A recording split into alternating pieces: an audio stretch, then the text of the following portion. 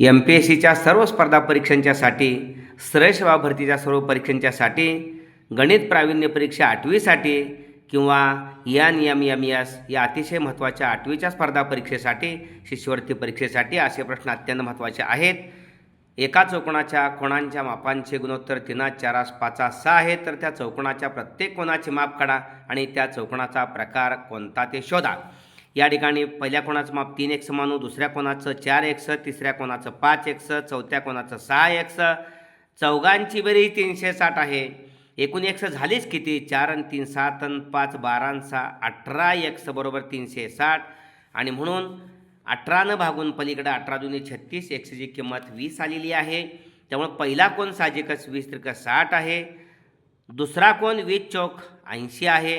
तिसरा कोण 20 पाचा 100 आहे. आणि चौथा कोण 20 संग 20 120 मापाचा आहे. या ठिकाणी 100 आणि 80 बेरीज 180, 120 आणि 60 बेरीज 180. म्हणजे या ठिकाणी तो चौकोन, कारण समलंब चौकोन असल्याशिवाय सम्मुख भुजांची एक जोडी समांतर असते. मग या ठिकाणी हा 100 असेल तर हा 80 असणार आहे, हा 120 असेल तर हा 60 असणार आहे. त्यामुळे या ठिकाणी 80 100 120 60 हा ABCD हा चौकोन असेल तर A 60, B 80, C 100 आणि D 120. लगतचे कोण पहा. या ठिकाणी 120 आणि 60 हे आंतरकोन आहेत, ते पूरक कोण आहेत. 100 आणि 80 हे आंतरकोन आहेत, पूरक कोण आहेत. म्हणजे CD आणि AB समांतर आहेत.